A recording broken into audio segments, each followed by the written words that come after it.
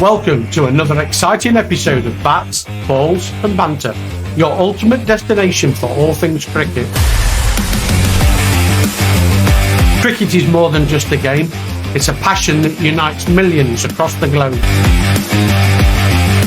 Here at Bats, Balls and Banter, we're dedicated to bringing you closer to the action, the stories and the personalities that make cricket the fascinating sport that it is. I'm your host, Kevin Pattenden. Grab your bat, hold on to your balls, settle in, and let's dive into the banter.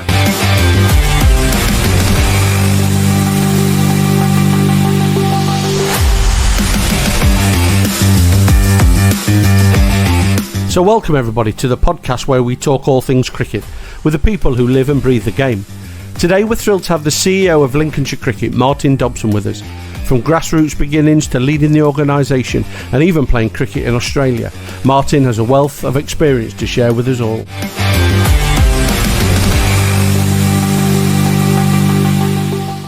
So, welcome back, and what a really interesting story we've had so far from Martyn and his grassroots and to playing in Australia and now the helm of Lincolnshire Cricket as CEO and how he looks to produce the next generation of cricketers while making sure everybody's able to be involved in this sport that we love. So the community in cricket is obviously really important and Lincolnshire Cricket is deeply rooted in that community. Martyn, how do you see the role of cricket bringing people together, especially in these local communities? You know, I go back to when I played and there was quite a good number of teams as well, but would have been one of them from pit areas which were communities in themselves, and they've started to they've obviously gone by the wayside now as general rule, and then you had your little villages and they would be part of that environment and community of cricket teams, and it's, I think there's probably getting less and less as the years progress, unfortunately. So, keeping the local communities interested, I think, is probably really important. Would you agree? I would absolutely agree. Yes, yeah, very much so. Yeah, I think cricket clubs, they can be, little community centres, can't they? I'm sure your experience of Retford will be quite similar in that people sort of gravitated to that hub to play cricket, but also through that they were accepted into a sort of social circle, weren't they? I think cricket, I think sport in general has a pretty unique power to be able to drive that sort of community cohesion and social interaction. And I'm sure a lot of people listening to this will have probably been down to their club or a club on a Friday evening when the barbecue's on and there's a load of kids playing cricket on the outfield, and it's just a great place to be, isn't it? And I think cricket has a real role to play in driving that. I think cricket in Lincolnshire in particular, because of the nature of how we're made up. We are a series of sort of fairly equally spaced out, fairly similar sized market towns. If you think about sort of Grantham, Sleaford, Bourne, Gainsborough, moving around sort of Woodhall Spa and Boston, and away. I think cricket clubs have the ability to be able to be those little community centres, and I think things like All Stars Cricket, which was around it's probably 5 years ago. Now Dynamo's is sort of its sort of latest iteration, which is a slightly older age group, are programs that can sort of foster that. So from an organisational point of view, those national programs are a real key part of trying to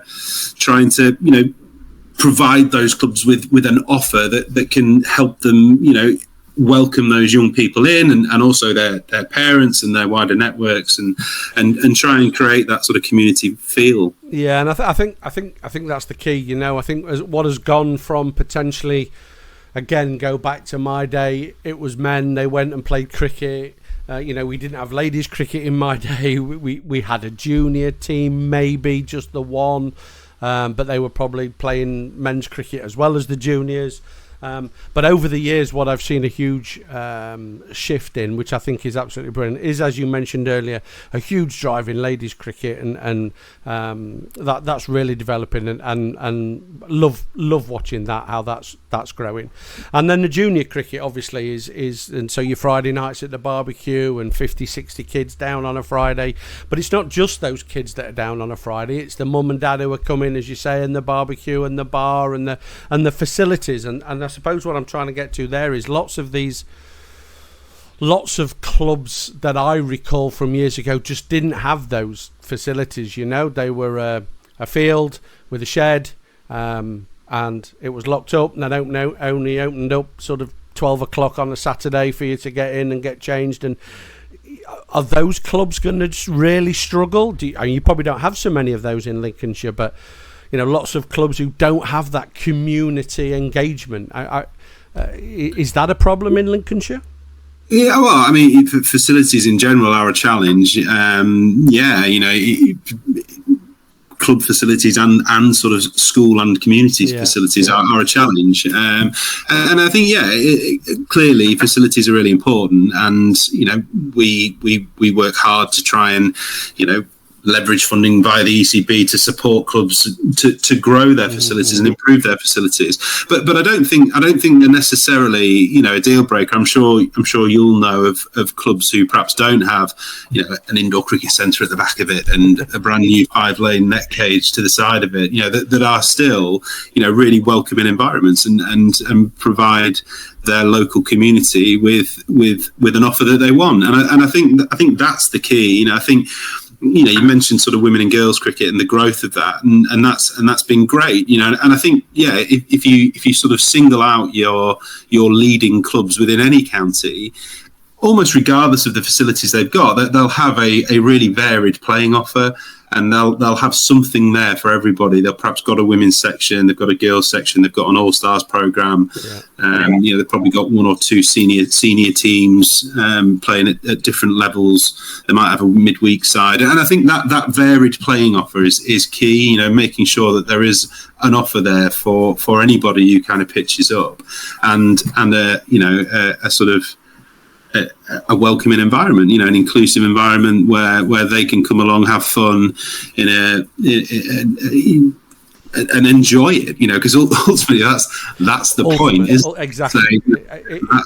If people get half the joy out of it that I got over the years, then I'd be very happy for them, and so if they're there, they can come, they can be involved in whatever form that may be, they'll get lots and lots of enjoyment out of it, and I think that's vitally important. If you're not enjoying it, people won't come, will they? So do you have things in the pipeline to help increase this engagement or participation in cricket? Do you have things constantly working on, I suppose? Yeah, we do. Yeah, we. I mean, I think I mentioned it right at the start of this podcast. We deliver a program called Chance to Shine, which is a national charity that deliver cricket in state schools. So we do that. We've grown our Chance to Shine program over the last 2 or 3 years. We're particularly targeting our Chance to Shine program in areas of the county where there's higher percentages of free school meals. So trying to get to those kids that might not ordinarily sort of find their way to a mainstream cricket club. That's supported by a program called Street Cricket, which again a lot of people will have heard of. We've only fairly recently started delivering street cricket, and the whole concept of street cricket again is providing young people with a cricket offer who wouldn't ordinarily perhaps find their way to a mainstream cricket club. So we're working in a number of areas across Lincolnshire, particularly in and around Grimsby, where there is quite a bit of social deprivation and rural deprivation. Access to facilities is challenging. So there'd probably be a couple of the sort of initiatives that we deliver and have grown over the last few years to try and cast the net a bit wider and try and get young people who perhaps wouldn't ordinarily get the chance to have the chance of playing. And it sounds a great way to increase, as I say, that community engagement and participation in some form of cricket. Can I ask though, street cricket, is it literally what it says on the tin? I mean, it can be. There are examples of where street cricket have literally been delivered in the street or in supermarket car parks or wherever. We deliver them in community centres, in those sort of areas within the county where there isn't access to a mainstream cricket club. But I mean, I've seen street projects be delivered in mosques, in supermarket car parks. It's about trying to take it to the community, and that's the whole sort of ethos around street. So it's been particularly successful in those sort of bigger, particularly where there's high percentages of sort of South Asian population. So Leicester, Birmingham, in the Midlands are two areas where they've had some real success with street. It's innovative. It's trying to reduce those barriers and just make the game accessible. I think that's perfect. I didn't, I'll be perfectly honest, I didn't realise that that was out there for kids or adults or anybody, I suppose, for that matter, to come and play the game of cricket. But I think that's absolutely fantastic. And as you say, in those sort of Asian areas, that's all they do anyway. So if you can replicate some of that, then that might then help them not only get involved, but move them on to probably better standards of cricket, or helps you find cricketers who are sat there but you don't even know they're there and they're coming to do something. So I think that's a brilliant initiative, Martyn. Excellent. So we've talked about the community and the role of cricket in the community, and it's difficult, but I think you're doing a great job, as I've said, in Lincolnshire on bringing that engagement together. But given your journey, so your journey from sort of grassroots, as we touched on, to now at the helm of Lincolnshire Cricket, what advice would you give to young cricketers who are passionate about the game, and maybe dream of making it big, but that only will happen to one in a high percentage? But there's lots of club cricketers, amateur cricketers, recreational cricketers who can play and love the game for many years to come. What advice would you give them, given your experiences? Yeah, well, again, it's another big question, isn't it? I guess, I mean, fundamentally, I would sort of encourage people to make it fun. It's got to be fun. You've got to enjoy it, or else you'll probably only do it for a finite amount of time. So I would certainly say make it fun. Whether that's playing softball cricket at school, or whether it's playing, I don't know, first team cricket at Retford, or whatever it might be in between. It's got to be fun, and the minute it stops being fun, then it becomes hard work, and it's there's a shelf life on it. So it's got to be fun, it's got to be enjoyable. So I would encourage anybody to find ways to make sure that it is fun and it continues to be fun, and that goes for coaches as well, players, anybody involved in the game. It's got to be enjoyable.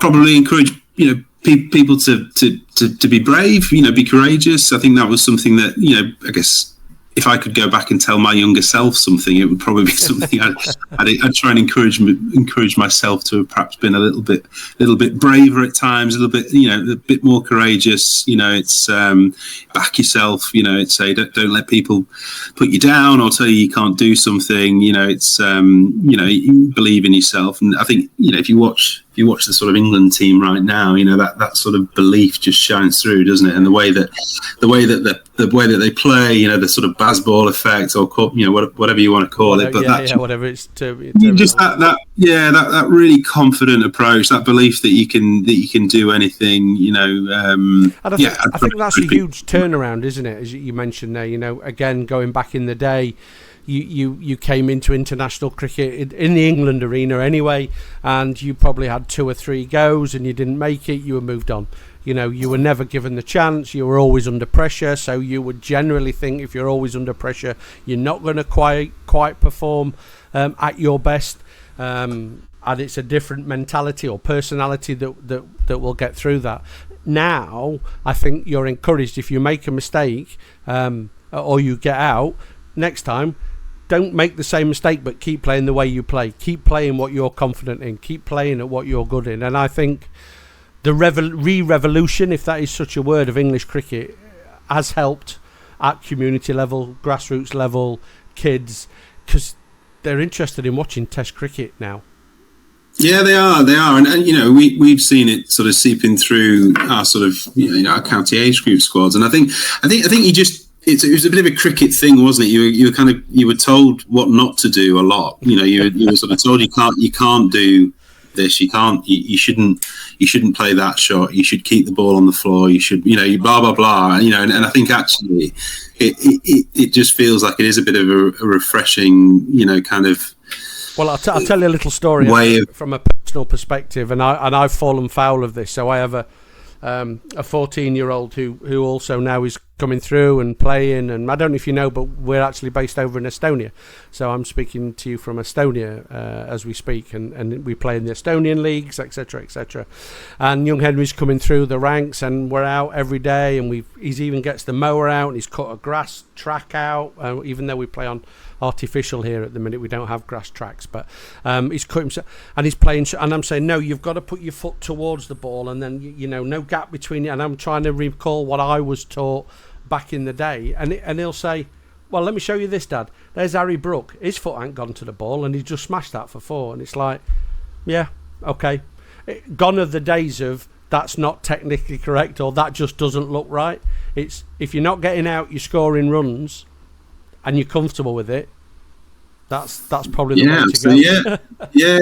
But I mean, it would be boring if we were all the same, wouldn't it? And we don't want to create, you know, robots. And you know, if we did, you wouldn't get people like Muralitharan or Malinga or all the, you know. I think that's what's great about cricket, is that, you know, that there is no one way to go about it. You know, and I think again, you know, in terms of advice for younger players, it would be, you know, try and find what works, and exactly. try and get better at doing that. You know, and I go back to your point there about coaches earlier, when you said about coaches. You know, I think modern day coaches are much better at allowing the youngsters coming through to adapt, rather than this is how it says in the handbook, so this is how it must be done.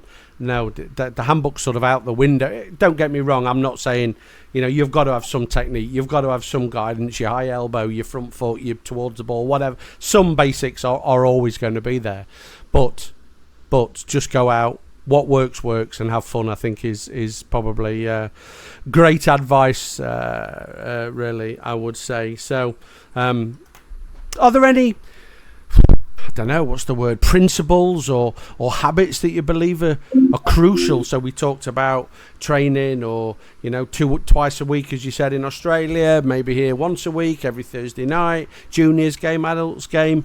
Is there any key principles or habits you believe are crucial for success, well, both on and off the field, I suppose, Martyn?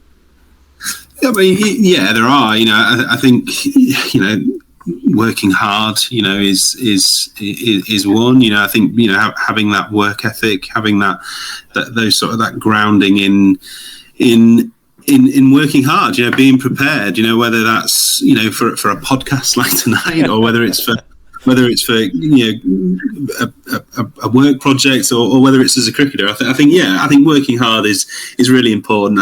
You know, there's very few people who can sort of just get by on talent alone. You know, and even then, you know, there's an element of sort of hard work involved. So yeah, I think absolutely work hard. I think, you know, being engaged as well. You know, just being committed to something. You know, is certainly something that.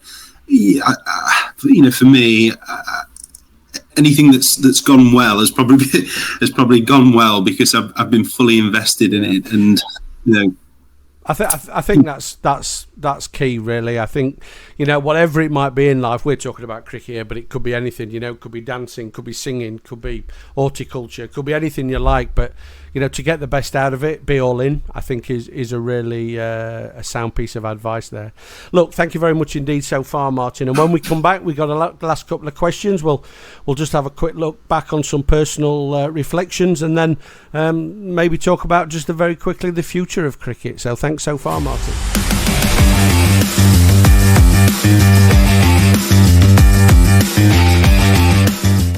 You are listening to the podcast Bats, Balls and Banter. Please like, subscribe and share with your fellow enthusiasts.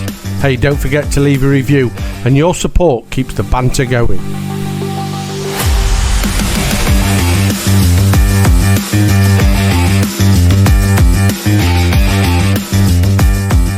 So welcome back to Bats, Balls and Banter, and we come into the final section here now, where speaking to Martyn Dobson, CEO of Lincolnshire Cricket, and we've had a really good session there of talking about growth and commitment and community and youngsters and Australia. But looking back, I suppose, some personal reflections at your own career, Martyn, from playing cricket as a youngster to playing overseas. What are you most proud of? What am I most proud of? Yeah, I guess it would be, your successes, like most people, I suppose. So, things that stand out for me personally would be winning the minor county championship with Lincolnshire. I was part of a team that did that, which is, I think probably I think Lincolnshire have only ever outright won the minor county championship twice. So yeah, that was pretty special. Side with you, Martyn? There must have been some good players at that time. No, there were some very good players there. Matt Dowman, sort of ex Derbyshire and Nottinghamshire, was in it. Paul Pollard, ex Notts and Worcester, was in it. So they'd probably be the two sort of standout, kind of ex professionals that were in it. But outside of those two, it was a really strong side. I'm not sure whether you probably know people like Elliot Wilson. I think he played a little bit at Warwickshire. The Cook brothers, Rob and Paul Cook. Rob actually went on to play rugby for Gloucester. But yeah, it was a really good side, talented group. I guess it was one of those where it was a lot of players that were kind of similar age. All at the right time, I guess. But yeah, that would be a standout. I didn't win a lot of league cricket. I won the Yorkshire League as a kid with Rotherham, but that was largely down to the other people in that side. And yeah, I played a lot in the Notts Premier League. Played for Welbeck, played for Catham. Didn't get anywhere near winning it. But yeah, I guess they would probably be the sort of two highlights from your career gone by. And I know you've touched on this earlier in the podcast about if you could give your younger self a piece of advice. What would it be? I think you touched on it earlier, but if you could go back and give your younger self one piece of advice, what would it be? I'd probably do what I suggested. My advice would be to other people: work a bit harder. I think would be one. I think, yeah, okay, yeah. I think I was probably one of those that figured that out a little bit later. So yeah, I think I would have probably knuckled down and worked a little bit harder. I think you're being harsh on yourself, which is understandable. But I think everybody as youngsters think they're working as hard as they possibly can, even though as an older individual, in hindsight, that's not true. But I think it's in the hindsight is a wonderful thing, isn't it? About it is, it is about how you would live your life. If I could live my life in hindsight, then, as I'm sure everybody else would be, things would be much different. But would they be as fun? Probably not. So, well, there you go. That's the other thing, isn't it? I mean, what I did do is I had a great time. I made some great friends. And was part of some brilliant changing rooms and clubs. You've mentioned Welbeck a couple of times. It was a great place to be. And made some really good friends. The Lincolnshire stuff that I mentioned again. Made some fantastic friends and had some brilliant times and lots of memories. So and I think that's key. That memories. I always say to my children, life is all about making memories. And whatever that may be, in whatever form that may be. There can't be anything better as you go through your life thinking, do you remember when we did, do you remember that great time? Do you remember that individual? Just if you can make memories in your life as you go along, then I think you'll have had a pretty successful life gone by so far. So finally then, Martyn, as we bring this to a close, what excites you the most about, I suppose, the future of Lincolnshire cricket, and then and is there any upcoming projects and developments that you're enthusiastic about, and I suppose finally, the future of cricket in general? We've talked about England and Test cricket and sort of on its way back up again. What excites you about cricket, I suppose, in the future? What excites me about cricket? Well, I think I personally think it's a really exciting time to be in the game, to be involved in the game. Obviously I work in the game. I feel quite lucky to work in the game. And I genuinely think it's an exciting time to be involved. We've mentioned women and girls cricket, quite a bit already. I think the growth of the women and girls game and the sort of platform that finds itself in is a really exciting one. There's about to be, a real shake-up in terms of the domestic structure of women's cricket. There's been a lot. The counties have been bidding to become sort of tier 1, tier 2 counties, and we will hopefully become form tier 3 along with our other sort of minor county counterparts. So I think the women's game is in a really exciting place. I think the 100, like it or loathe it, has been a real success in terms of the women's game. Women are now playing in front of big crowds in international venues. When we're out there delivering in schools and delivering sort of county age group cricket, there is a professional exit route for girls, and previously hasn't been. So I think that is really exciting. I think the sort of the whole franchise /100 /T20 sort of bucket is all in an interesting place, and I know that there's 100 franchises are about to go on sale, and it's easy to be sort of be skeptical and be worried about that, but equally on the other hand it could well present new opportunities that perhaps we don't know what they look like yet. It's a valid point that actually, as coming on to that about the franchises, I suppose being up for sale, and I'm on the fence at the minute, and that's not like me at all, but I just don't know which way that will go, for the good, for the bad, or maybe a bit of both. I'm not quite sure. And me too. I agree. I'm not sort of saying one way or the other, but I think it all creates quite an interesting, point for the game. I find that interesting, and where that goes will time will tell. I guess for us within Lincolnshire, we've got some some facility developments that are sort of hopefully in a position where they're going to start to come to fruition, which may well see us have our own ground, which is something that we've never had before, which is exciting. The prospect of being able to sort of invest in a facility and create a real centre of excellence within Lincolnshire is something that I'm really excited about, and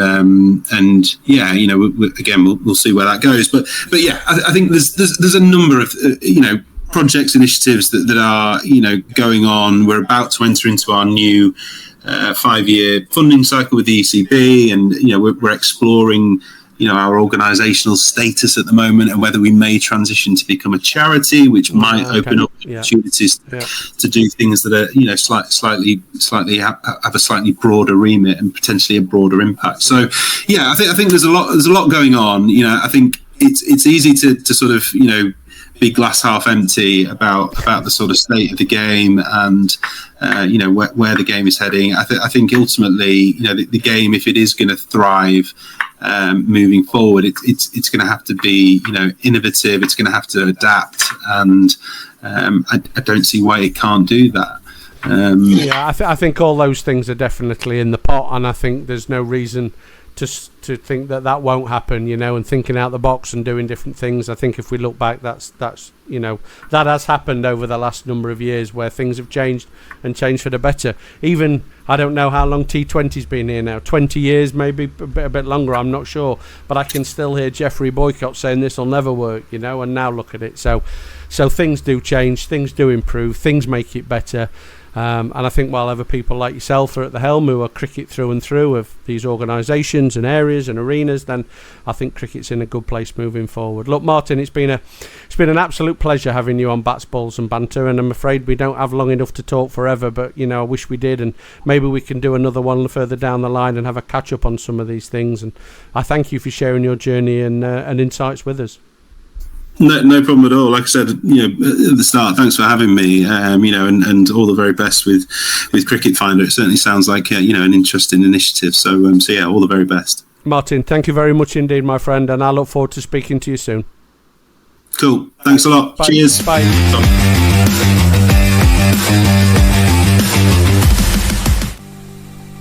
So thank you all for tuning in to Bats, Balls and Banter. And don't forget to subscribe and stay tuned for more exciting episodes. Until next time, take care and keep the cricket spirit alive. This podcast series is sponsored by Cricket Finder, the world's fastest growing cricket networking platform, bringing clubs, teams and players together from all over the world. Use the code POD24 to receive your subscription discount at cricketfinder.com.